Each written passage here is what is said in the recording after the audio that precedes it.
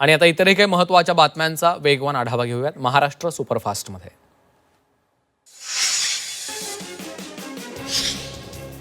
पुण्यात अपघातामध्ये नुकसान झाल्यास आता पीएमपीएमएल भरपाई देणार आहे. वैयक्तिक किंवा सार्वजनिक मालमत्तेचं नुकसान झाल्यास संबंधित मालमत्ताधारकांना नुकसान भरपाई मिळणार आहे. पुणे महानगर परिवहन महामंडळाच्या वतीनं नुकसान भरपाई देण्याचं धोरण निश्चित केलेलं आहे.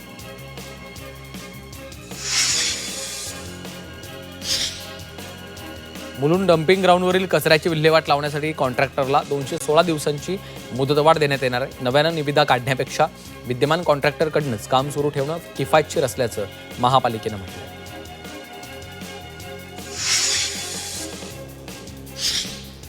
एसटी कर्मचाऱ्यांचा 2018 पासूनचा घरभाडं आणि महागाई भत्त्याची थकबाकी अद्याप मिळालेली नाहीये.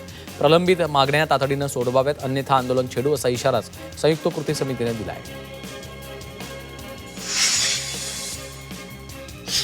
ठाणे महापालिकेनं गणेशोत्सवापूर्वी शहरातील प्रमुख रस्ते आणि विसर्जन मार्गावरचे खड्डे बुजवण्याची विशेष मोहीम सुरू केली आहे. भुलेश्वर दुर्घटनेनंतर प्रशासनानं रस्त्यांची नियमित पाहणी करून नवीन खड्डे तातडीनं बुजवण्याच्या सूचना दिल्यात.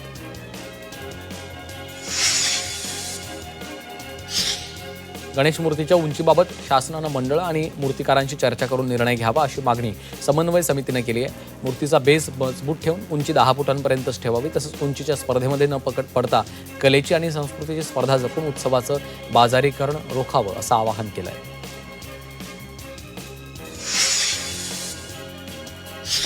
कोकणात गणेशोत्सवासाठी नवी मुंबई चिपी असा विमान प्रवास करता येईल. या घोषणेनं सुखावलेल्या नोकरदार मंडळींच्या पदरी पुन्हा एकदा निराशा पडली आहे. नवी मुंबई चिपी फ्लाय 91 विमान कंपनीची थेट विमानसेवा सुरू करण्याचं नियोजन होतं. मात्र 15 ऑगस्टची प्रस्तावित तारीख उलटल्यानंतर प्रत्यक्षात उड्डाणं सुरू झालेली नाहीत. ही विमानसेवा हिवाळ्यामध्ये सुरू होईल असा अंदाज आहे.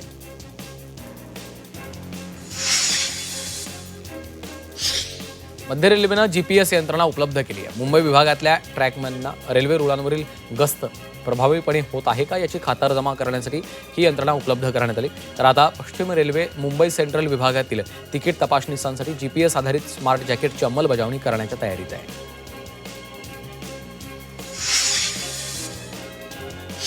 मुंबई विमानतळाच्या T1च्या पुनर्विकासाची तयारी सुरू आहे. मुंबई विमानतळाच्या T1च्या उत्तर भागाचं पाडकाम 15 जानेवारी 2027 पासून सुरू होणार आहे. T1च्या पुनर्विकासासाठी विमानसेवांचं टप्प्याटप्प्यानं स्थलांतर केलं जाणार आहे.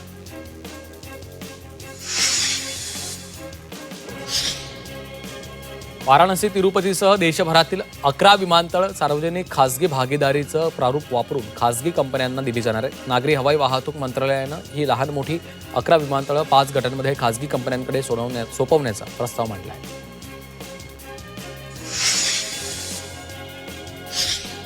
मुंबईतील प्रत्येक विभागातल्या रस्त्यांवर अद्यापही जागोजागी कचऱ्याचं साम्राज्य दिसतंय.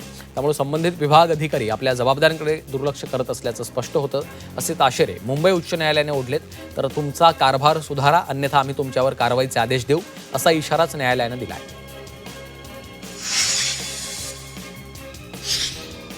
राज्यातील शाळांलगतच्या 250 अन्न व्यवसाय आस्थापनांची तपासणी करण्यात आलेली आहे. अन्न औषध प्रशासनाकडून हाती घेण्यात आलेल्या महाराष्ट्रातील प्रत्येक शालेय विद्यार्थ्यांसाठी सुरक्षित अन्न या अभियानाच्या अंतर्गत आस्थापनांची तपासणी केली. यामध्ये 132 आस्थापनांवर कारवाई करण्यात आली आहे.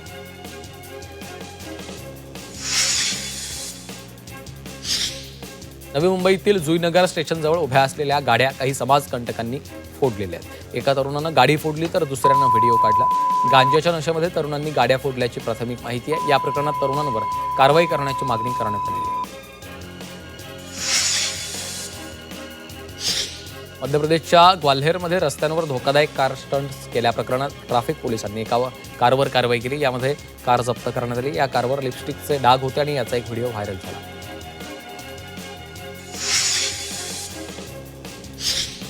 पावसाचा जोर कमी झाल्यानं मुंबईमध्ये पुन्हा उकाडा जाणवू लागला आहे.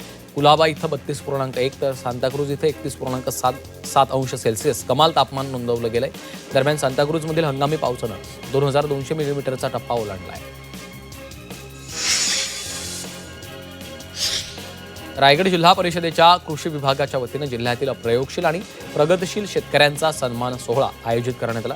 यावेळी विविध कृषी पुरस्कार प्राप्त 36 शेतकऱ्यांसह 14 प्रगतशील शेतकऱ्यांचा गौरव करण्यात आला. यावेळी घरबसल्या खत खरेदीसाठी FFS या प्रणालीचा शुभारंभ करण्यात आला.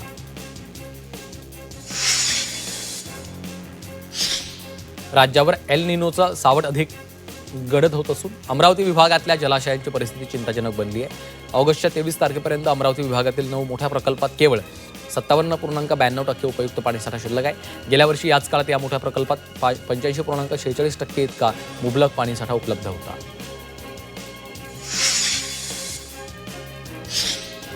जालन्यातील परतूर तालुक्यात पावसानं ओढ दिल्यामुळे सोयाबीन पिकांवर मोठं संकट ओढवलंय. पुरेसा पाऊस आणि जमिनीमध्ये ओलावा नसल्यानं अनेक भागातील सोयाबीन पीक करपण्याच्या मार्गावर आहे. त्यामुळे शेतकऱ्यांमध्ये चिंतेचं वातावरण निर्माण झालंय.